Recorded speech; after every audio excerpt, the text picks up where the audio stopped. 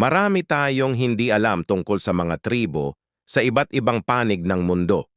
Pero alam mo ba na may mga kultura kung saan ang pakikitungo sa bisita ay may kasamang intimate hospitality? Sa video na ito, tatalakayin natin ang 5 tribo na may kakaibang tradisyon pagdating sa pagtanggap ng panauhin. Disclaimer, ang layunin ng video na ito ay para sa edukasyon at pag-unawa sa kultura, hindi para husgahan ang paniniwala ng iba. Una, Himba Tribe, Namibia. Ang Himba ay isang indigenous na tribo sa Africa. Kilala sila sa kanilang pulang balat na gawa sa clay at butterfat. Pero higit pa diyan, may tradisyon sila na tinatawag na Okujepisa o Mukazendu, kung saan maaaring ialok ng lalaki ang kanyang asawa sa isang bisita bilang tanda ng respeto.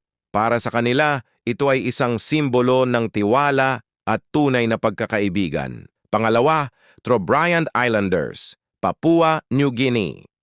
Sa Trobriand Islands, normal para sa mga kabataan na magkaroon ng sexual relationships bago pa man ikasal. Ang kultura nila ay bukas at malaya, at ang pakikipagtalik ay itinuturing na bahagi ng courtship at hospitality.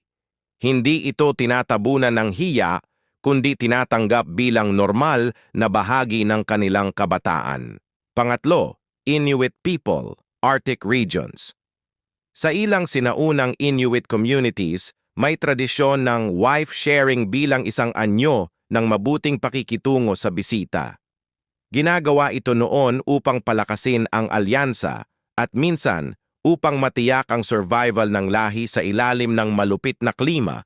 Bagamat bihira na ito ngayon, bahagi pa rin ito ng kasaysayan ng kanilang kultura. Pang-apat, Mosuo people, China.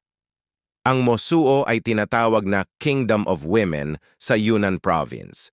Kilala sila sa practice ng walking marriages, kung saan ang babae ang pumipili ng partner at pwedeng magpalit kung kailan niya gusto. Bagamat hindi direkta para sa bisita, ipinapakita nito ang bukas nilang pananaw sa sexualidad at relasyon. Panglima, Yanomami Tribe, Amazon Rainforest. Ang mga Yanomami ay may kakaibang ritual pagdating sa pagbibigay-pugay sa mga panauhin. Sa ilang bahagi ng kanilang kultura, pinahihintulutan ang sexual interaction bilang bahagi ng panlipunang koneksyon.